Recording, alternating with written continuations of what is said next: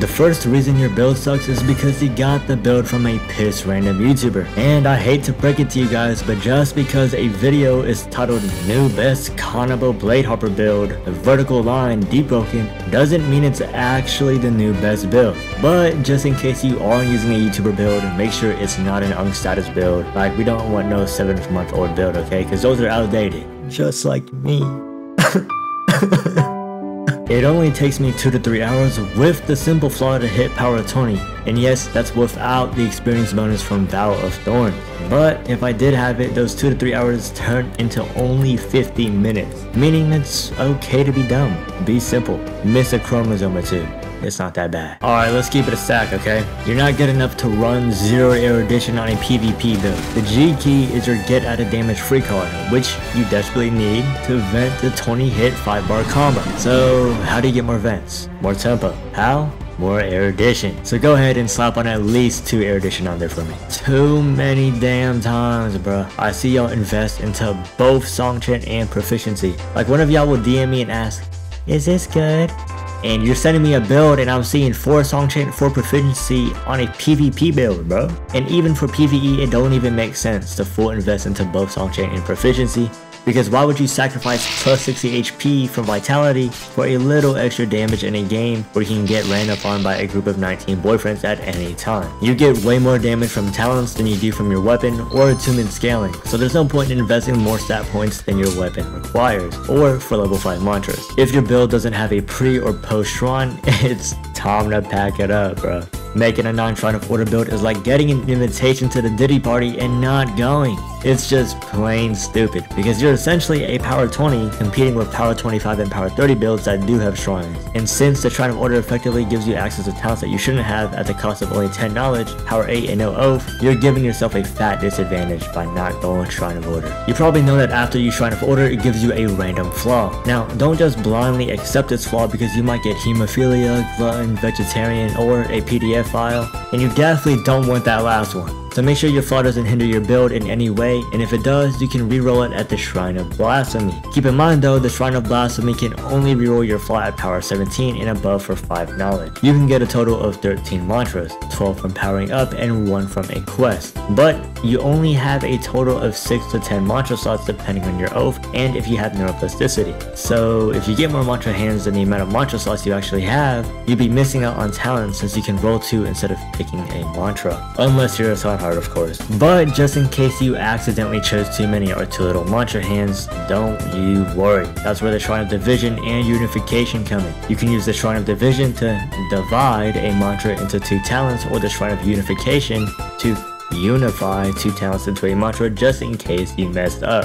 For 5 knowledge, of course. As for the talents you get from roll 2ing a mantra hand, you can use the Shrine of Chance to replace your talents with a different one. But just a fair warning, you can only swap out commons for other commons and advanced talents, and rares can only be swapped out for other rares. And you know the drill, it costs you 5 knowledge. You might have a little too much damage. There are a lot of ways to gain damage multipliers through talents, abilities, and items like Perfect Flash, Hardcore Scream, and an Ishin's Ring, but any bonus damage after 50% is actually cut in half. So let's say you have a total of plus 100% bonus damage. That'll actually only turn into plus 75% effective bonus damage, and there's also a plus 100% hard cap on bonus damage, meaning you can't get more than 2 times effective damage. So if you're stupid, all I'm saying is you can't get more than 2 times damage, and the only way to actually get 2 times damage is have plus 150% bonus damage. I'm sure you use the Mystic to help you get the talents and mantras you want, but are you using the Mystic? Here's what I mean. You can use the Mystic,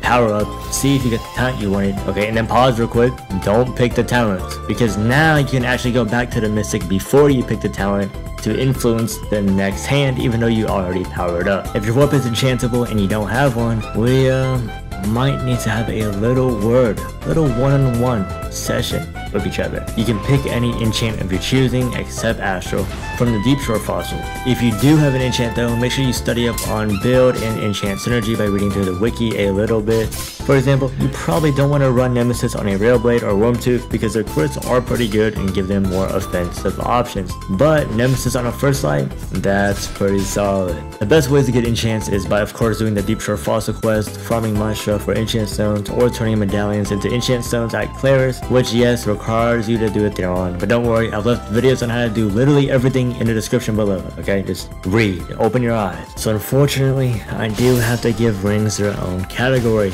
because a lot of people are completely trolling their build with what rings they're using. So let me break it down for y'all, okay? Anything in this category, just don't use, alright? Like, these are all buns, and you'll never really find yourself in a situation where you need this. Like, come on, bro. A light eater ring? Really, bruh? Read that. Does that look good to you?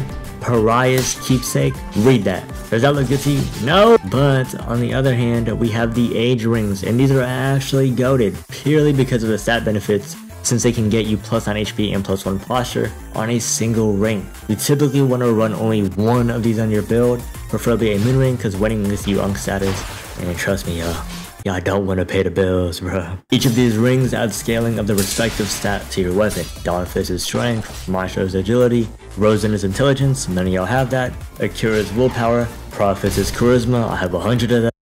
Just like the age rings, you also want only one of these in most cases, since they actually give diminishing returns the more of these you have equipped. And finally, for the last category of rings, we have the effect rings. I'm just calling them that. I don't know what they're actually called, but we're just gonna go with effect rings, okay? These rings apply some unique or special effects to assist you in combat. And most PvP builds, you'll typically end up using 2 of these, so in total, you have 1 age ring, 1 attribute ring, and 2 effect rings. Now, my personal favorites would be the Pestilence ring, because it reduces healing by 50%, the Konga's Clutch ring because it reduces your slide delay, and of course the Ishin's ring. Now this is like glass cannon type beat, bro. And the best way to get them, well, for agent attribute rings, your best bet is Ferryman. Okay, so as I'm editing this video, I found out that they added a new ring called the Ferryman's ring, and it drops only from Ferryman. It's kind of really bad though, because it like increases your range on your rhythm, which is like your murmur thingy.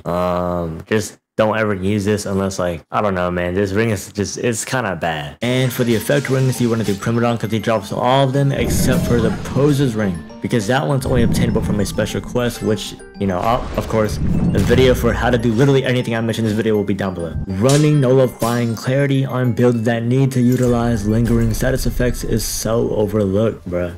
Imagine playing a Flametron build and you're trying to proc Explosive Finish or your Flame Wisp, but you keep removing their burn status effect with Nullifying Clarity. Or you're on a Suffocate Gale build and you unsilence them because you ran some silly talent. Be a little bit more careful whenever you pick Nullifying Clarity next time. I'll just save you the time and tell you which equipment enchants are goated, okay? For PvP, I personally run these 3. But these other 5 options are great too, except for Stench maybe, like, it's kind of good, but damn, bro, it's like really ugly, bro. And I mean, for like PvE, it's pretty easy, just like run these 3. Every other like enchant is kind of useless because it either doesn't work on mobs or it's just really bad. So just go these 3, and the best way to get enchants is just by doing a Theron. I know that's like hard as hell, just like blocking. Chill, bro, chill. You picking too many damn rares. Or too little. Now doing this is the equivalent of watching your family get waterboarded right in front of you. Okay, maybe debug is not that serious, but like the point is, it's bad, alright? Because you can only roll rare talents into other rare talents, meaning if you go over or under the amount of rares that you need, you'll end up either missing common or advanced talents or rares. So be sure to keep track of how many rares you have. Fortunately though, you can view your talents up here, so open your eyes. These talents are terrible to go pre-shrine because they are less effective if you don't meet the stat requirements. And what happens if you use a shrine order? You lose up to 25 stat points. So yeah, just don't go reinforced armor, Audit the Gods, Alloy Blood, Collapsed Lung, or Orbital Ice pre-shrine unless you know what you're doing, okay? Like, you must have a crazy specific reason to that. Not going deep down Origin if you're making a depths PvE or PvP build is like dropping the Conquest update on a school day, okay? Just, why would you do that? You get access to the Banker, and Agrarian, a Campfire, a really fast way to clear Insanity, and most importantly, you can finally turn the tides against Deepwoken and call the deep instead of the deep calling you. Okay, but seriously, this is like deadass a teleport to Castle Light, regardless of whether or not you're in the depths or the overworld. Extremely goated, although it does have a 10-minute cooldown, I think. I'd rather chuck a newborn baby onto oncoming traffic than run the Autodidact, Maverick, or Scrapper boon. Like, it's booty buns, cause think about it, you're picking bonuses that no longer work when you hit Power 20. Now of course, if you're trying to do a Power 20 speedrun, you're new to the game, or you're dog at progressing, or only want to use your build for 2 days, then it's okay to run these. But if you're that guy, which you are if you're watching this video, You don't need no booty buns boons for. Do not neglect talents that give posture and health.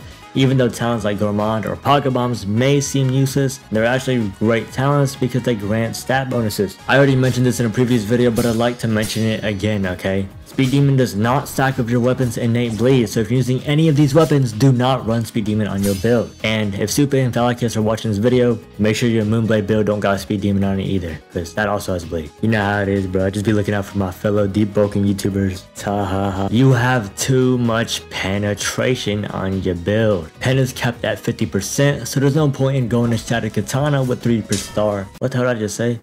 With 3-star pen, Thresher Claws, and Cheap Shot, unless you uncap your pen by going Million Tongue Piercer or Ether Overdrive. Don't waste points by making this mistake, alright? You guys are missing out on some crazy mantra modifiers. Like, what do you mean Frost Grab summons 2 blocks of Ice I can use as Vision Denial? Like, what do you mean it hits through Vent? What do you mean it can't be parried? Point being is, you should study up on your mantra modifiers, because you can do some really crazy stuff. Like, did you know you can make Shade Devour give you plus 25% bonus and 1 damage just by putting Vibrant Gems on it? My bad. Sneeze, bro. Anyways, mantra modifiers down below in the description. The wrong outfit on the right build, man.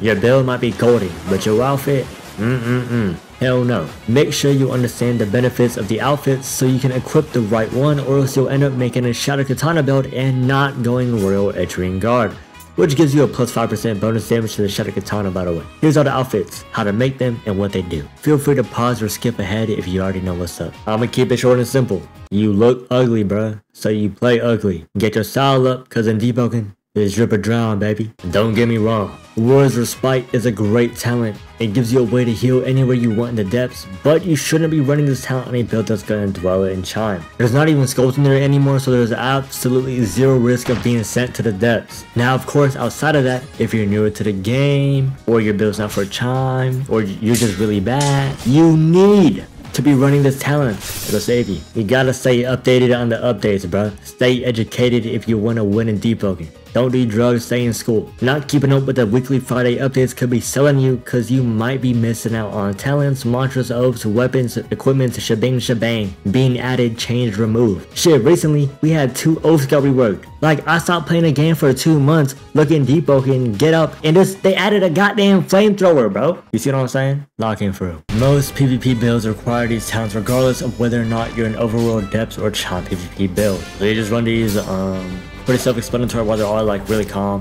And then for PvE, these are the mandatory PvE talents on every build. Hitting Y on your keyboard swaps between your 1- and 2-handed stances. 2-handed stance grants your weapon more posture damage, but doesn't allow. That's actually my next point. You don't know what sidearms to use, besides it's actually D1 selling if you don't run sidearms on every weapon, because you can choose whether or not to use a sidearm by swapping between your stances. This way you get more options in combat. So TLDR, run a sidearm no matter what. Enabling it is up to you, unless you're a light weapon. But because you are buns and don't know how to actually improve at Deepwoken PvP. But don't worry, that's why I made a video on that already, right here. Anyways, I love y'all. Be safe. Later.